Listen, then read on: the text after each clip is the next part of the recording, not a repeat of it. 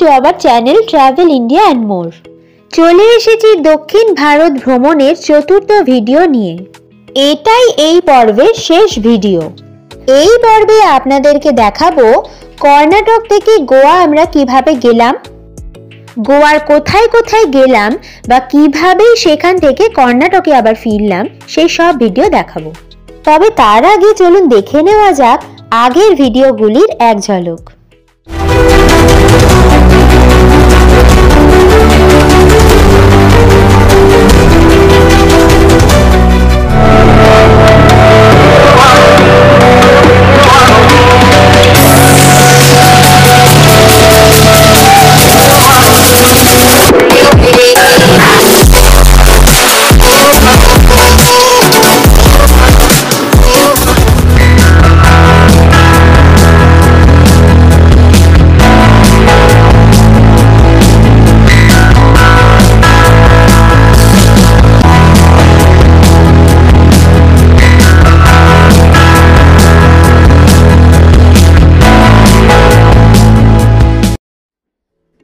আমরা এখন গোকর্ণ থেকে ট্রেন ধরে চলেছি গোয়ার পথে।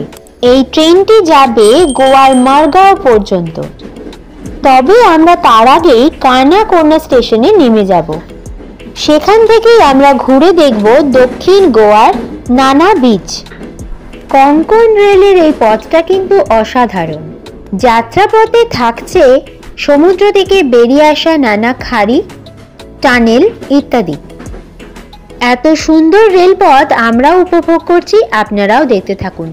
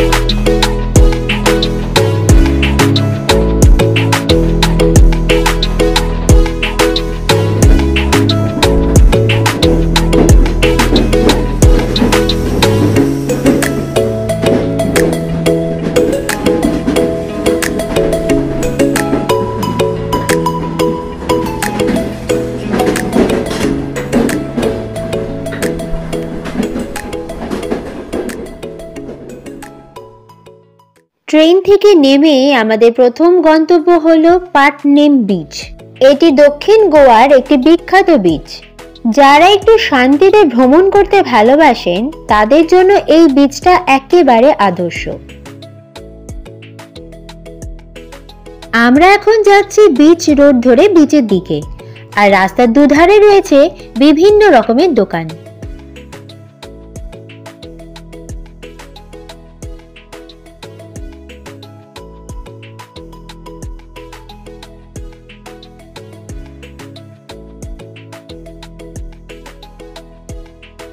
বিচটা কিন্তু খুবই সুন্দর, বেশ পরিষ্কার পরিচ্ছন্ন। বিচের ধারে রয়েছে অজস্র শ্যাক্স। সেখানে খাওয়া দাওয়া করে এই বিচের ধারে চেয়ারে বসে ঘন্টার পর ঘন্টা আপনারা কাটিয়ে দিতে পারবেন। এই পাটনেম বিচটি মারগাঁও থেকে 45 কিলোমিটার দূরে অবস্থিত এবং পানাজি থেকে 78 কিলোমিটার দূরে অবস্থিত। এই বিচের পাশেই রয়েছে দক্ষিণ গোয়ার বিখ্যাত বিচ পালোলিম। একটা বিচ থেকে আরেকটা বিচে ঘোরার জন্য আপনারা ট্যাক্সি বা অটো বুক করে নিতে পারেন। এই গোয়া ভ্রমণের জন্য আদর্শ সময় হলো শীতকাল। তবে গরমকালে গেলে খরচা তুলনামূলকভাবে অনেকটাই কম হয়। তবে গরমকালে দিনের বেলা বিচগুলোতে আবার যেতে পারবেন না। একটা কথা আপনাদের কাছে শেয়ার করি, সেটা হলো এই গরমের জন্য বিচের বালি কিন্তু সবসময় গরম হয়ে থাকে। তাই আপনাদেরকে এমন জুতো নির্বাচন করতে হবে যাতে কোনোভাবেই পায়ে গরম না লাগে।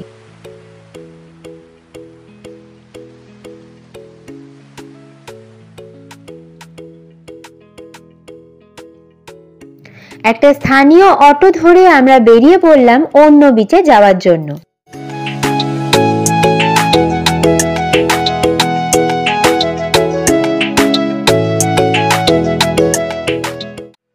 এবার আমরা চলে এলাম আগন্ডা বিচ দেখতে। এটি দক্ষিণ গোয়ার আরো একটি বিখ্যাত বিচ।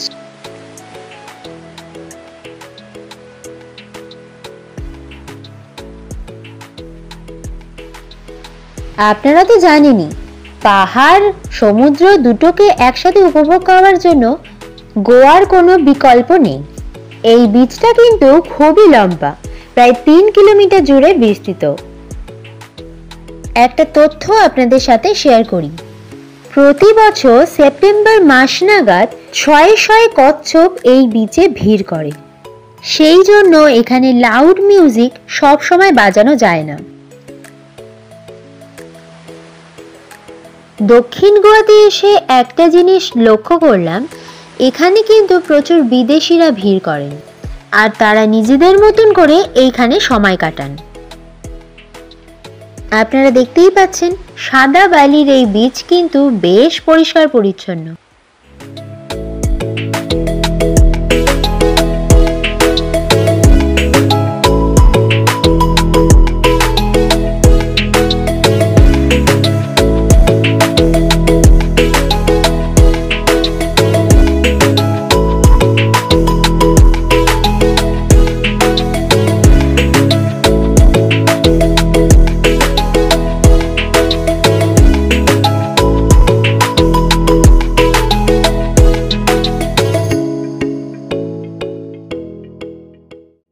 এবার আমরা বেরিয়ে পড়লাম দক্ষিণ গোয়ার বিখ্যাত বিচ পালোলিম বিচ দেখতে।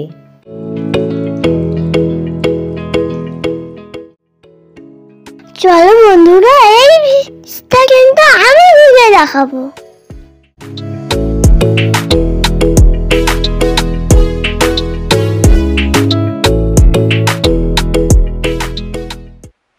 এই আমরা চলে এসেছি পালোলিম বিচে।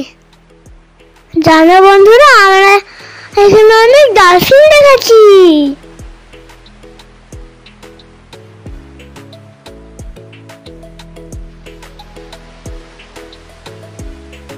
এখানে অনেক বিদেশি বন্ধুদের সাথে পরিচয় হয়েছে। এই দেখো বন্ধুরা, আমি বোটে বসে আছি আর আমার বিদেশি বন্ধুরা বাড়ি গিয়ে রসগোল্লা তৈরি করতে, আর আমার খুব মজা লেগেছে এদের সাথে খেলতে। পালোলিম বিচে এলে আপনারা একটু হাতে সময় নিয়ে আসবেন, কারণ এখানে এলে এখানকার মায়াবী সানসেট তো দেখে যেতেই হবে। তার উপর এখানে রয়েছে নানা রকমের ওয়াটার স্পোর্টসের ব্যবস্থা। দক্ষিণ গোয়ায় যদি আপনারা থাকতে চান তাহলে বলবো পালোলিম বিচে আপনারা থাকতে পারেন, প্রচুর হোটেল বা রিসর্ট পেয়ে যাবেন। আর নাইট লাইফ এনজয় করতে তো এই বিচের জুড়ি মেলা ভার।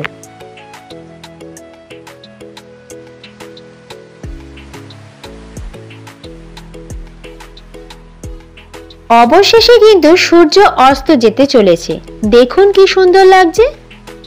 এই পালোলিম বিচের পাশেই আমাদের রিসর্ট ছিল, এখানে আমরা 2 দিন কাটিয়েছি। তারপর আবার গোকর্ণ হয়ে আমরা ফিরে গেছি ব্যাঙ্গালোরে।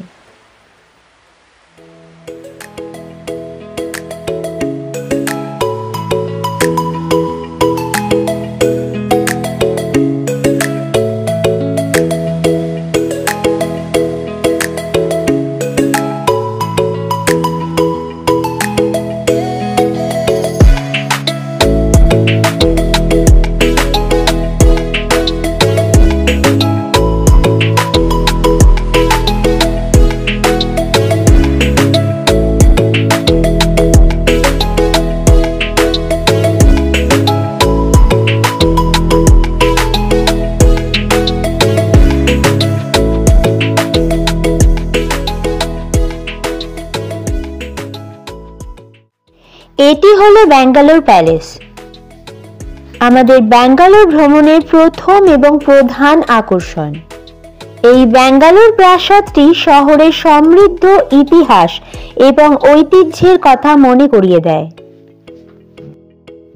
৪৫,০০০ বর্গফুট জুড়ে বিস্তৃত বিশাল এই প্রাসাদটি বেঙ্গালুরু সেন্ট্রাল হাই স্কুলের প্রথম অধ্যক্ষ রেভারেন্ড গ্যারেট তৈরি করেছিলেন। ১৮৭৩ সালে মহীশূর রাজ্যের ২৩তম মহারাজা চামরাজেন্দ্র ওয়াদিয়ার এটি কিনে নেন। এটি ইংল্যান্ডের মধ্যযুগীয় দুর্গ থেকে অনুপ্রেরণা নিয়ে তৈরি করা হয়েছিল। প্রাসাদটিকে যে সুন্দরভাবে মেনটেন করা হয় সেটা এখানে গেলেই বোঝা যায়, এবং প্রাসাদ চত্বরটিও বেশ পরিষ্কার পরিচ্ছন্ন। প্রাসাদে ঢোকা মাত্রই আমাদের একটি ছোট ফোন এবং হেডফোন দিয়ে দেওয়া হয়েছিল। সেই ফোনের মধ্যেই রেকর্ড করা ছিল এই প্রাসাদের ইতিহাস। সামনে দেখতে দেখতে আর হেডফোনে শুনতে শুনতে সব ইতিহাস যেন চোখের সামনে পরিষ্কার হয়ে যাচ্ছিল। কক্ষগুলি মহারাজাদের আমলে চিত্রকল্প দ্বারা সজ্জিত। রাজাদের পুরনো ফটোগ্রাফও এখানে আপনারা দেখতে পারবেন। প্রাসাদের কক্ষ এবং করিডোরগুলো অতীতের পুরনো নিদর্শনগুলির সাক্ষী। ছাদ এবং স্তম্ভগুলিতে অলংকৃত খোদাই এবং বিস্তৃত ভাস্কর্য রয়েছে। সেই সাথে রয়েছে রাজা রানীদের প্রিয় স্থাপত্য। আর প্রত্যেকটি করিডোরে শোভা পাচ্ছে ঝাড়বাতি।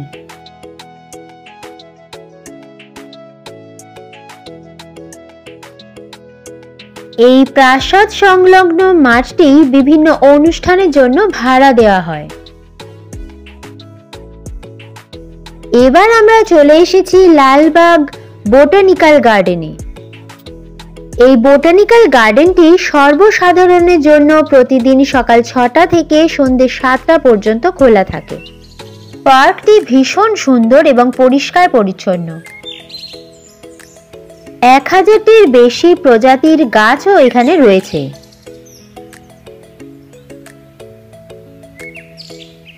এখানে পারস্য, আফগানিস্তান এবং ফ্রান্স থেকে আনা কিছু বিরল প্রজাতির গাছও রয়েছে। পার্কটিতে মোট ৪টি গেট রয়েছে।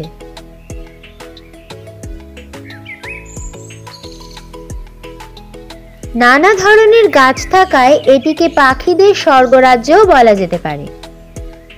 এই পার্কটি ২৪০ একর জমির ওপর গড়ে উঠেছে। এখানে রয়েছে একটি গ্লাস হাউস, একটি হ্রদ এবং অনেকগুলি স্মৃতিস্তম্ভ। প্রতি বছর ২৬শে জানুয়ারি এবং ১৫ই আগস্ট উপলক্ষে বছরে দুবার ফুলের শো অনুষ্ঠান হয়। আর এই প্রদর্শনী উপলক্ষে লক্ষ লক্ষ মানুষ এখানে ভিড় জমায়। এটি হলো গ্লাস হাউস।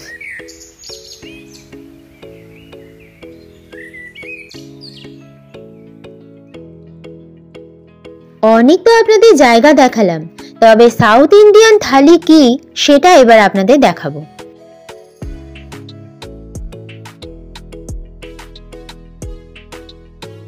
পেট পুজো করে আবারও বেরিয়ে পড়লাম ঘুরতে।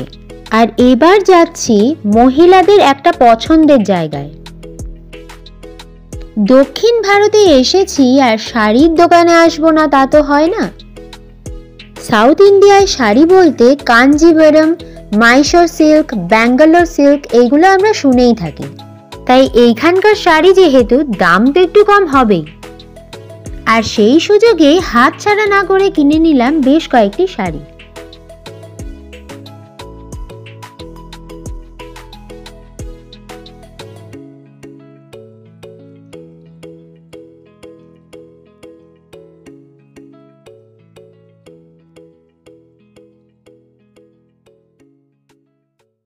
আমাদের পুরো দক্ষিণ ভারতের ট্যুর শেষ। এবার আমাদের ফেরার পালা। প্রায় ১৫ দিনের ট্যুর কমপ্লিট করে এবার আমরা বাড়ি ফিরছি। ফিরতি পথে ব্যাঙ্গালোরের বিখ্যাত জ্যামে পড়লাম, তবে তাতে আমাদের ট্রেন ধরতে কোনো অসুবিধাই হবে না। সব শেষে একটা কথা শেয়ার না করে পারছি না, এই সাউথ ইন্ডিয়ায় যতবারই বেড়াতে এসেছি ল্যাঙ্গুয়েজের প্রবলেম তো একটা থেকেই যায়। তবে জানেন তো, এখানকার মানুষ কিন্তু ভীষণ আন্তরিক, সেই সাথে হেল্পফুলও। আমরা বেঙ্গালুরুর এসএমবিটি স্টেশন থেকে এবার ফেরার পথে ট্রেন ধরব। আর সেই সাথে আমি আমার আজকের ভিডিওটা এখানেই শেষ করছি। কয়েকদিনের মধ্যে আবারও চলে আসবো আপনাদের কাছে নতুন ভিডিও নিয়ে। আজকের ভিডিওটি যদি আপনাদের ভালো লেগে থাকে তাহলে অবশ্যই লাইক করবেন, কমেন্ট করে জানাবেন কেমন লাগলো, আর বন্ধু বান্ধবদের সাথে অবশ্যই শেয়ার করে দেবেন। যারা আমার চ্যানেলের নতুন দর্শক তারা কিন্তু সাবস্ক্রাইব করে দিতে একদম ভুলবেন না। যারা আমার চ্যানেলের নিয়মিত দর্শক তাদেরকে জানাই অসংখ্য ধন্যবাদ। আজকের মতন টাটা।